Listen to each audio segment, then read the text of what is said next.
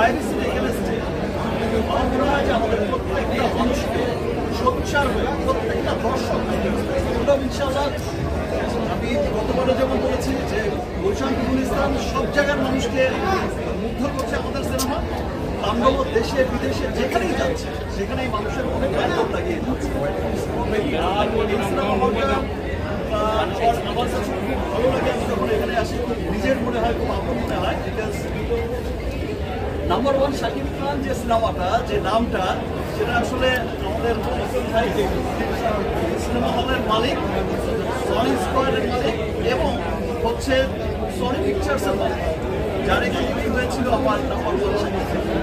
সেটা অনেক আলহামদুলিল্লাহ সবাইকে অনেক ধন্যবাদ। সবাই করে এখানে অনেক হচ্ছে তাণ্ডব যেভাবে চলছে সেভাবেই চলবে, সকলের মধ্যে তাণ্ডবটা দিয়েই চলবে ইনশাআল্লাহ। সবাইকে অনেক থ্যাংকস অ্যাগেইন সমস্ত দর্শক।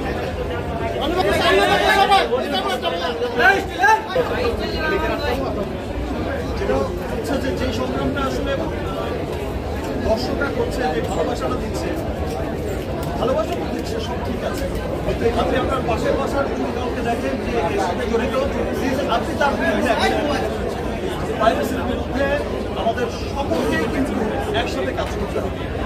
এবং বাংলা সিনেমা শুধু আমরা যারা বাংলা সিনেমার সাথে জড়িত, সিনেমার ডিরেক্টর, প্রডিউসার, আর্টিস্ট বা জার্নালিস্ট, শুধু তাদেরই সিনেমা, বাংলা সিনেমা হচ্ছে দেশের সিনেমা, এটা আমাদের সিনেমা। আমাদের সিনেমার উন্নয়নে আমাদের সকলকে কাজ করতে হবে, পাইরেসির এগেইনস্টে কাজ করতে হবে এবং পাইরেটেড কপিকে না বলতে হবে। আপনারা জানেন যে কিছুদিন আগে তাণ্ডব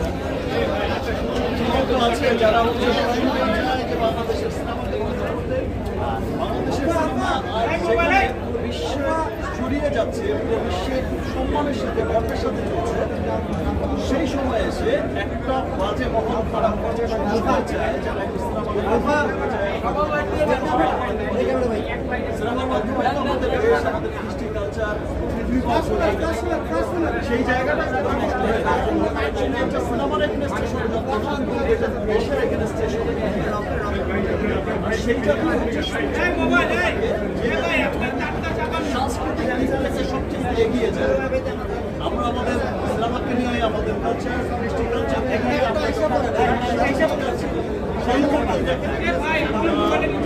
পাইরেসি করে দেয়। গতবারও আমরা বর্বাদের সময় দেখেছি, এবার তাণ্ডবে দেখলাম যে আরো আগে পাইরেসি। বাট আমি ধন্যবাদ জানাচ্ছি আমার দেশের মানুষকে, আমাদের সিনেমাপ্রেমী দর্শক। পাইরেসি হওয়ার পরেও সেই বাজে মহলটা যেমন বোঝাতে চেয়েছে পাইরেসি হয়ে গেছে, সিনেমার চলবে না, সিনেমার সেল নেই, এই যে হোসেন ভাই বলছে পাইরেসি হওয়ার পর